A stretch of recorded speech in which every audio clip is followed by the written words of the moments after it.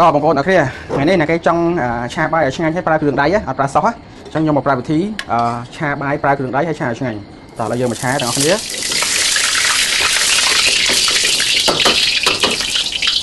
បើកខ្ទះឲ្យក្តៅហើយដាក់ប្រេងឆាចូលទៅហើយយើង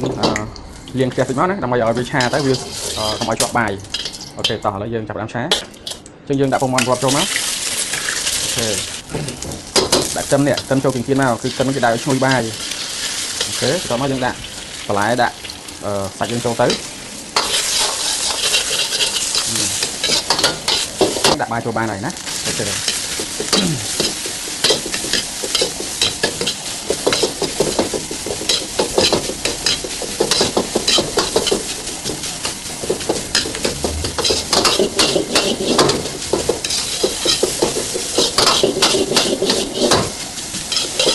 ចឹងបញ្ជាក់វីដេអូនេះគឺយើងសំគ្រឿងដៃ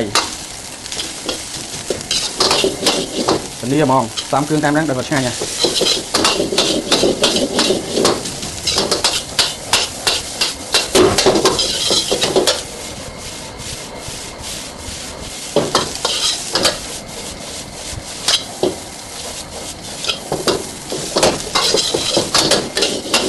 អូខេអញ្ចឹងបាយយើងស្រួលហើយយើងអាចដាក់គ្រឿងបានអញ្ចឹងអានេះសម្រាប់បងប្អូនដែលមានសោះហើយគឺយើងអាចដាក់មួយវែកនេះបានចំនួន30ក្រាមមួយវែកហ្នឹង30ក្រាមបើអត់មានវែកឬក៏មានអីថ្លឹងទេយើងអាចដាក់3ស្ព្រា3ស្ព្រានេះបងប្អូន3ស្ព្រាវិញ3ស្ព្រាកន្លះឬក៏3ស្ព្រាគត់ទៅតែបើសិនជាបងប្អូនអត់មានសោះទេបងប្អូនអាចផ្សំគ្រឿងដៃបានតោះអញ្ចឹងសម្រាប់ម្សៅស៊ុបនេះម្សៅស៊ុបរ៉ូឌីស៊ុបខ្នុរអញ្ចឹងណាយើងដាក់ប៉ុណ្នេះមកចុងស្ព្រាតិចទេណា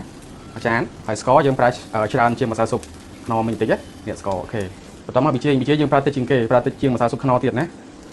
ហើយអ្វីដែលយើងមិនអាចភ្លេចបាននោះគឺទឹកម្ទេសនេះប្រើមកអីក៏បានដែរណាអ្នកណាដែលគេថាឆាបាយដាក់ទឹកម្ទេសហ្នឹងជារឿងរបស់គេតែកន្លែងខ្ញុំគឺខ្ញុំដាក់ទឹកម្ទេសណាហើយសាក់ឆាមើលណាធានាមកនៅតែឆ្ងាញ់ហើយទឹកស៊ីអ៊ីវ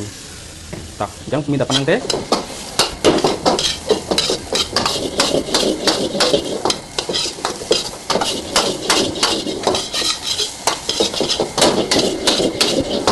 ចំណុចនេះចំណុចដែលយើងដាក់គ្រឿងហើយគឺយើងបើកគ្រឿងខ្លាំងណាបើកគ្រឿងខ្លាំងមែនទែនភ្លើងមានម៉ាបើកអស់ហ្មង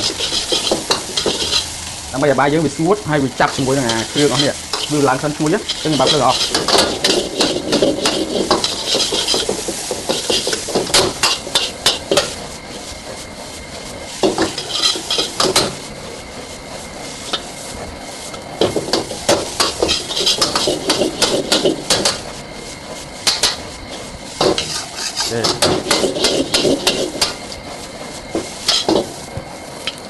បាយវាពេញពេក